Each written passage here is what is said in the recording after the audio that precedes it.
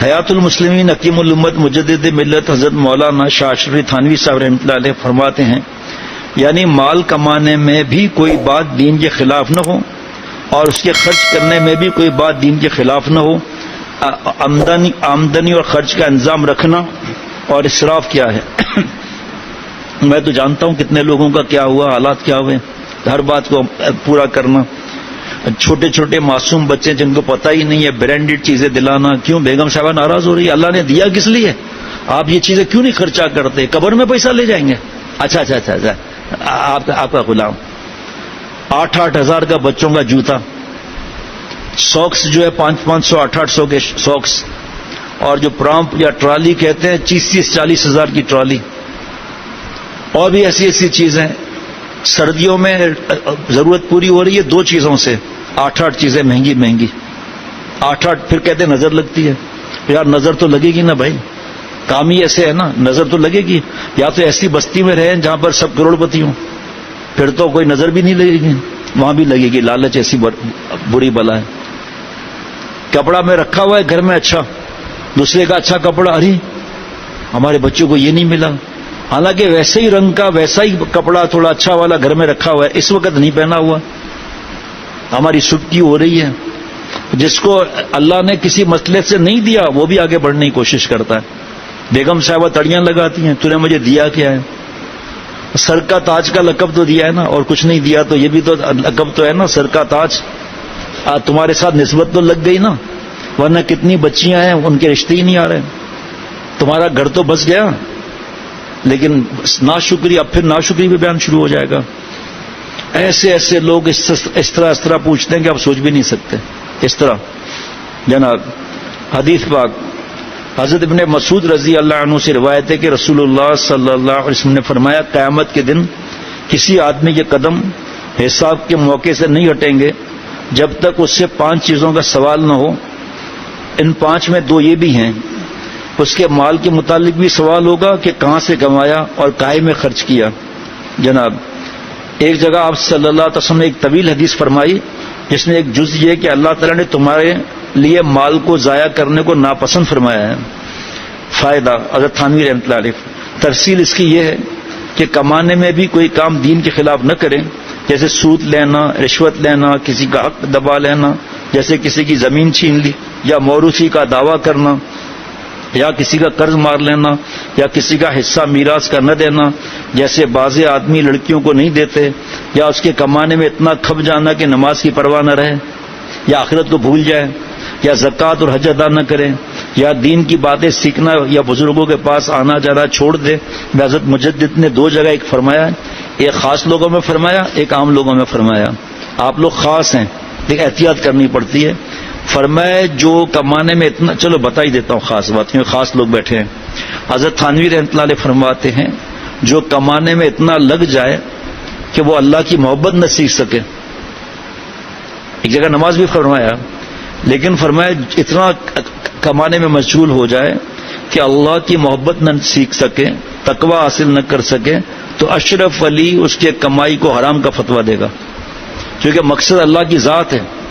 فرمایا حضرت والا رحمۃ اللہ نے یہ بات سنا کر کہ ساری دنیا کی بادشاہ، gold mines, silver mines, diamonds ساری دنیا کے مل جائیں، بادشاہ اللہ نے ملے، اس سے بڑا کوئی مسکین یتیم خسارے والا نہیں ہوگا۔ حدیث پاک بھی ہے، بکری کا بچہ آیا، آپ صلی اللہ علیہ وسلم نے عرض کیا، فرمایا کہ کیا ہوا؟ کہ نبی صلی اللہ علیہ وسلم یہ سارا صدقہ کر دیا، ایک دستی باقی ہے۔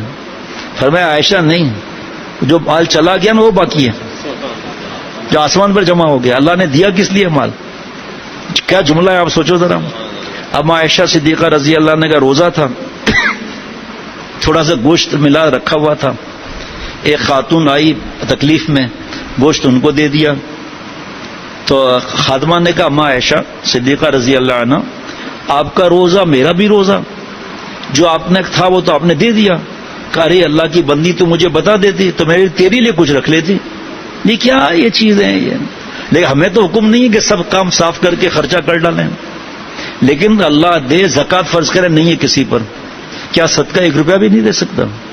اس کے فضائل میں بتاؤں اس وقت؟ نہیں، یہ تو ایسا نہیں ہوتا کہ جو اللہ بھیج دے الگ بات ہے، اس وقت اللہ بھیج دے الگ بات ہے، 1 روپیہ صدقہ نہیں دے سکتے، دوسری چیزوں میں خرچ کر ڈالیں گے. نئے نئے ماڈل کی گاڑیاں جلدی جلدی، نئے نئے ماڈل کے موبائل جلدی جلدی، غور سے سننا، اور نئی گاڑی میں ایسیسریز کئی لاکھ کی.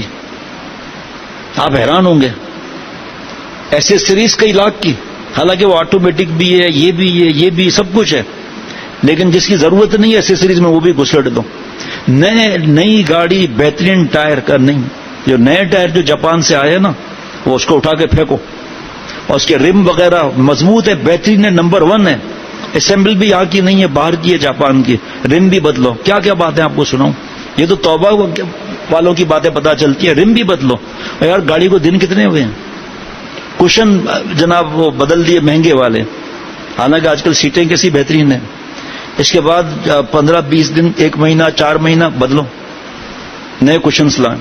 بیوی کو یہ رنگ پسند نہیں ہے، بیوی کو لال رنگ پسند ہے، اور اس کو سفید رنگ پسند ہے. اب چلو جھگڑا چل گیا بھائی.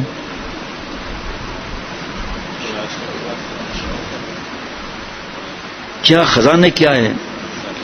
اور اسی طرح خرچ کرنے میں بھی کوئی کام دین کے خلاف نہ کریں، جیسے گناہوں میں خرچ کرنا، شادی غمی کی رسموں میں، یا ریا کے لیے خرچ کرنا، محض نفس کی خوش کرنے کو ضرورت سے زیادہ کھانے، کپڑے، مکان کی تعمیر، سجاوٹ، سواری، شناب، یہ بچوں کے کھلونے میں خرچ کرنا. میں اتنا بتا سکتا ہوں کہ جو رئیس بھی نہیں ہے ان کے گھر میں بچوں کے 2.5 سے 3 لاکھ کھلونے ہوں گے، 2.5 سے 3 لاکھ روپے کھلونے ہوں گے. جب جائیں گے مہنگا کھلونا ضروری ہے، اور اگر بچے ساتھ میں پھر تو خود کر لیں گے اپنی خریداری، اور پھر فکر کرنے کی ضرورت نہیں ہے، 10,000 ریموٹ گاڑی بھی لے لیں گے. اور چائنا چند دن کے بعد خراب، چند مہینے کے بعد چلو خراب بھائی، آجا کوئی بات نہیں دوسرا لے آؤ، اس کو کواڑی میں دے دو 500 روپے میں جناب. ان سب احتیاطوں کے ساتھ اگر مال کمائے یا جمع کرے کچھ ڈر نہیں، بلکہ بعضی صورتوں میں ایسا کرنا بہتر بلکہ ضروری ہے، جیسے بیوی بچوں کا ساتھ ہے اور ان کے کھانے پینے یا ان کو دین سکھانے میں روپے کی حاجت ہے، یا دین کی حفاظت میں روپے کی ضرورت ہے، جیسے علم دین کے مدرسے ہیں، یا مسلمانوں کی خدمت، یا اسلام کی تبلیغ کی انجمنیں، یا اسلام میں یتیم، غور کرنا، اسلام میں یتیم خانے، یا مسجدیں ہیں. خاص کر جب دشمنان دین ان چیزوں کے مٹانے کے لیے روپے خرچ کرتے ہیں. دیکھو 100 سال پہلے کی بات ہے، آج اہل حق خاتم نبوت والوں سے بات ہوتی ہے تو نام نہیں لوں گا. ایک گروپ ایسا ہے جو یہ جو گاڑیاں ہوتی ہیں نا، صرف گروپ کا نام الحمدللہ نہیں لیا، ایمبولینس ہیں، اور کس کی 1-1 4-4 ایمبولینس لیتا ہے، اور ختم نبوت والوں کے پاس اپنی ذاتی گاڑیاں بھی اتنی نہیں ہیں. کتنا بڑا کام کر رہے ہیں.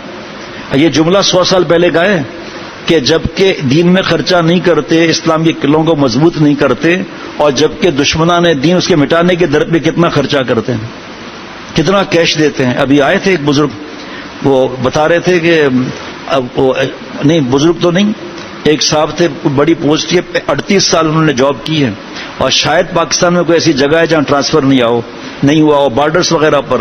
تو وہ اسلام کوٹ کی بات بتا رہے تھے کہ عیسائی آتے ہیں اچھی خاصی رقم دے کے عیسائی، پھر اس کے بعد قادیانی آتے ہیں اس سے زیادہ رقم دے کے قادیانی، اس سے زیادہ آ جاتے ہیں ہندو، بھیل اور کولی سے ہندو، اور پھر اور فلاں یہ. تو مجھ سے کہنے لگے کہ آپ علماء کو جمع کر کے اس طرف خرچے بھی کریں. میں نے کہا بھائی ہمارا دین محتاج نہیں ہے ان خرچوں کا. جب آپ جیسے آپ کی بات ہے کہ پیسے دے کے اسلام قبول کیا، پھر پیسے لے کے پھر وہ عیسائی بن جائیں گے، تو ہنسنے لگے. کہا واقعی ایمان کا تعلق پیسوں سے تھوڑی ہوتا ہے. ایسے ایسے میں جانتا ہوں ہندوؤں کو جو مسلمان ہوئے کتنی تکلیفوں میں ابھی بھی جناب. بہرحال خاص کر جب دشمنان دین ان چیزوں کے مٹانے کے لیے روپے خرچ کرتے ہیں، اور حالات ایسے ہوں کہ روپے کا مقابلہ روپے ہی سے ہو سکتا ہے، جیسے اللہ تعالیٰ نے ایسے موقعوں کے لیے پلے ہوئے گھوڑوں سے سامان درست رکھنے کا حکم فرمایا. جناب 18 صفحات ہیں، ہم 6 صفحے پہ پہنچے ہیں، اس لیے اس کے بعد دوسرا مضمون. حضرت ابو سعید خدری رضی اللہ عنہ سے ایک لمبی حدیث روایت ہے. دیکھیں لمبی حدیث، جہاں مختصر حضرت فرما رہے تھانوی رحمۃ اللہ علیہ، آپ صلی اللہ تعالی وسلم نے فرمایا یہ مال خوشنما خوش مزہ چیز ہے، جو شخص اس کو حق کے ساتھ یعنی شریعت کے موافق حاصل کرے اور حق میں یعنی جائز موقع میں خرچ کرے تو اچھی مدد دینے والی چیز ہے. حضرت سفیان ثوری رحمۃ اللہ علیہ تابعی فرماتے ہیں کچھ مال جمع بھی کرو، یہ دنیا والے کچھ مال بڑھاؤ بھی صحیح، کیونکہ دنیا والے ہمیں اپنے ناک کا رومال نہ بنا لیں. اب اس کو پکڑ کر رات دن مصروف ہو گئے بھائی. اتنا بھائی ابو سفیان ثوری رحمۃ اللہ تابعی تھے نا بڑے جناب. آپ صلی اللہ علیہ وسلم نے فرمایا اچھا مال اچھے آدمی کے لیے اچھی چیز ہے. آپ صلی اللہ علیہ وسلم نے فرمایا سنا کہ لوگوں پر ایک ایسا زمانہ آئے گا, ایسا زمانہ آنے والا ہے کہ اس میں صرف اشرف کی روپیہ ہی کام دے گا. آپ دیکھ رہے ہیں آپ لے بھائی آ گیا. حضرت سفیان ثوری رحمۃ اللہ علیہ سے روایت ہے, انہوں نے فرمایا کہ مال پہلے زمانے میں یعنی صحابہ رضوان اللہ علیہم اجمعین کے وقت میں ناپسند کیا جاتا تھا, کیونکہ قلب میں دین کی قوت ہوتی تھی, اس لیے مال سے قوت حاصل کرنے کی ضرورت نہ تھی اور اس کی خرابیوں پر نظر کر کے اسے دور رہنا پسند کرتے تھے. لیکن اس زمانے میں حلال مال مومن کی ڈھال ہے, یعنی اس کو بد دینی سے بچاتا ہے, کیونکہ قلب میں وہ قوت نہیں ایمان کی, وہ تقوی نہیں, بس مال کے نہ ہونے سے پریشان ہو جاتا ہے اور گناہوں میں چلا جاتا ہے. پریشانی میں دین کو برباد کر لیتا ہے, یعنی قبروں پر بیٹھا ہوا ہے, سود میں چلا گیا, جوا میں چلا گیا, لاٹری میں چلا گیا, پرائز بانڈ حرام میں چلا گیا, ڈیفنس سیونگ سرٹیفکیٹ میں چلا گیا, ہاؤس بلڈنگ فنانس کارپوریشن سے لون لے لیا حرام کا. اب یہ سب چیزوں کا حاصل آگے دیکھنا کیا آتا ہے, لیکن اس کے لیے تقوی جس نے چھوڑا اس نے تباہی کا راستہ استعمال کیا, ورنہ اس نے دنیا کو سب کچھ سمجھ لیا. پھر یہ آپ صلی اللہ علیہ وسلم تھوڑی فرما رہے ہیں. اگر زیادہ سمجھنا ہے تو آپ صلی اللہ تعالی علیہ وسلم کی نظر میں دنیا کی حقیقت کی حدیث مبارکہ پڑھ لیں. فرمایا اگر اللہ کے نزدیک سے ساری دنیا مچھر کے پر کے برابر ہوتی, اللہ تعالیٰ کافروں کے گھونٹ پانی نہ پلاتے. اگر مچھر کے پر کے برابر ہوتی مطلب نہیں ہے, آپ بات سمجھ رہے ہیں. اگر مچھر کے پر کے برابر ہوتی کا مطلب کیا ہے, اس کے برابر نہیں. اب بتاؤ دنیا میں کتنے خزانے ہیں, ڈالر, سونے کے بسکٹ, سونے کی کانیں اور گرینائٹ اور کیمیکلز, سوئی گیس, پتہ نہیں کیا کیا خزانے زمین سے نکلتے ہیں, چاندی نکلتی ہے, پتہ نہیں کیا کیا, سب یہ سارا کوئی کیلکولیٹ بھی نہیں کر سکتا. آپ صلی اللہ علیہ وسلم تشریف لے جا رہے تھے, ایک مری ہوئی بکری تھی, کان اس کا کٹا ہوا تھا. فرمایا اس کو کون خریدے گا؟ اے نبی صلی اللہ تعالی علیہ وسلم ہم ایک درہم میں بھی اس کو نہیں خریدیں گے. مفہوم. فرمایا اللہ تعالیٰ کو یہ دنیا اس سے بھی زیادہ نظروں میں گری ہوئی ہے. اگر اللہ تعالیٰ کو ہمارا خوف نہ ہوتا نا تو تفسیر میں دیکھ لیجئے کیا لکھا ہے, سارے کافروں کی چھتیں چاندی کی بنا دی جاتی. مال کو بعض لوگ سب کچھ سمجھ لیتے ہیں, نعوذ باللہ. اب 4-5 چیزیں جیسے حضرت حکیم الامت تھانوی رحمۃ اللہ علیہ کے ملفوظات فجر کے بعد پڑھے جا رہے ہیں نا, کہ یہ سن لیا نا, اب اس کے بعد مال میں ہی لگ گئے. تو باقی کہاں سنا, تقویٰ کہاں سنا, درد دل کہاں سنا, اللہ کے راستے کا غم کہاں حاصل کیا. اور ایسا کمانا آسان ہے, اس کا بوجھ برداشت کرنا مشکل ہے. اولادوں کو کھٹا کھٹ 2-2 لاکھ روپے دے رہے ہیں. ارے بھائی زیادہ تر گاؤں میں جانا پسند ہے, اور میں اس کو پہلے ہاں کرتا ہوں گاؤں کے بیان کو, چاہے چھوٹا گاؤں ہو, چاہے کچھ بھی ہو, چاہے کھڈے بھی ہوں. ایک بار تو گرتے گرتے بھی بچے تھے, یہ سندھ سے آگے کسی ایسے نالیاں اور وغیرہ تھے, کیونکہ ان لوگوں میں جذبہ زیادہ ہے عمل کا. اب مجھے کیا کہتے ہیں کہ برکت نہیں ہے, ادھر فصل کٹی ادھر دوبارہ قرضہ. میں نے کہا بھائی جب بیج سود کا ہے, ٹریکٹر سود کا ہے, کھاد سود کی ہے, ٹریکٹر پہ گانا چل رہا ہے, جو ہاریوں کی بہو بیٹی ہے ان کو ذلیل کیا جاتا ہے, ان کو پھنسانے کی فکر کی جاتی ہے. فارغ ہونے کے بعد رات بھر فلمیں دیکھتے ہیں ہم لوگ. فصل کٹی, قرضہ چکایا, اس کے بعد شہر گئے, زنا اور بدماشیاں اور شراب, پھر دوبارہ قرضہ نہیں لیں گے. اور وٹ دکھانا ہے, ہمارے یہاں وٹ بولتے ہیں, نیا ماڈل فوراً قرضے لے کر فوراً نیا ماڈل, اور اس میں پھر 2D میں جو ہے اس طرح کر کے بڑا وہ چلا کر اور اسپیکر چلا کر. میں نے کہا بھائی برکت کیسے ہوگی اس میں؟ برکت کا مطلب ہے قلیل کثیر النفع, برکت نہیں کثیر قلیل النفع. ایسا خرچہ ہوتا ہے پوچھو مت آپ, ایسا خرچہ ہوتا ہے. ایک بہت بڑا رئیس اتنے ایکڑ زمین فٹ پاتھ پر, کیوں؟ بیٹا بار بار ذلیل حرکتیں کرتا تھا اور کیس ہوتے تھے, اور ان سے وہ پتہ نہیں تاوان بولتے ہیں کیا وہ لیا جاتا تھا, یہ شراب اور زنا اور اغوا کرنا لڑکیوں کو. اور ایسی جگہ اس کا وہ بنا ہوا تھا, اوتاق کہیں یا ڈیرا کہیں یا بیٹھک کہیں, کہ میں وہ کیا بتاؤں. ایک حصے تک تو میں بھی گیا ہوں کسی کام سے, وہاں مظہر صاحب دامت برکاتہم کے کچھ لوگ بھیجے تھے, تو 2-4 دفعہ لوگ گئے, 300 لوگ مسلمان ہوئے تھے, 300 گھر ان کے علاقے میں گئے تھے. وہاں مظہر صاحب دامت برکاتہم کی گاڑی آگے, پیچھے گارڈ, پاؤڈر والی مٹی اتنا اڑ رہی تھی 8 فٹ کے فاصلے کی گاڑی نظر نہیں آ رہی تھی. وہاں مظہر صاحب دامت برکاتہم کا ایسا روحانیت ہے کہ میں آپ کو کیا بتاؤں, واقعات سنا ہو حیران ہو جائیں گے. وہاں پر سمجھ رہے ہیں نا, ہر روڈ ٹوٹے ہوئے تھے. وہاں مظہر صاحب دامت برکاتہم نے, سمجھ رہے ہیں نا بھائی, ہے نا, ان سے فرمایا گاڑی مجھے دیں. آپ کہا حضرت آپ کو راستے پتہ ہی نہیں ہے, یہ معاملات وغیرہ, فرمایا مجھے گاڑی دیں. کھڈوں کے اندر 120 اسپیڈ سے چلائی گاڑی, اور کسی سے ملاقات ہونی تھی. بھائی کبھی ادھر بھی باتیں پوچھا کرو نا, سب تھوڑی ادھر باتیں بتائیں گے.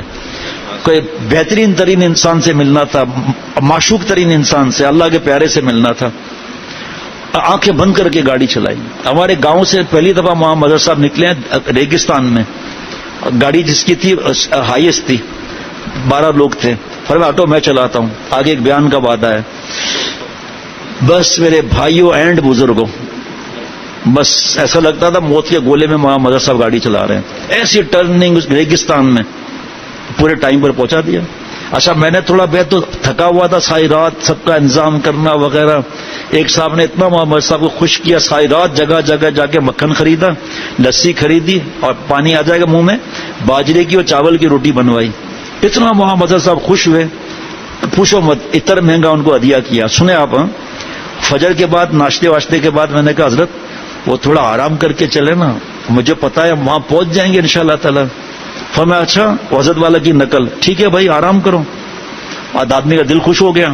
20 منٹ کے بعد فرمایا چلو گاڑی میں بیٹھو سب.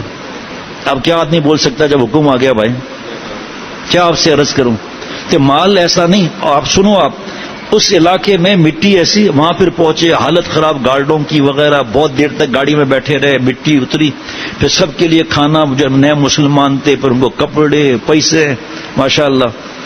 اب آگے کیا تھا میں کچھ نہیں بول سکتا. وہاں پر اس روڈ میں کوئی پیچھے جا سکتا ہے؟ اگر اس کی شکایت آ جائے تو یہ لوگ وہاں پہنچ سکتے ہیں؟ کیا آپ کو بتاؤں, پیسوں کو خدا سمجھ لیا ہے بعض لوگوں نے.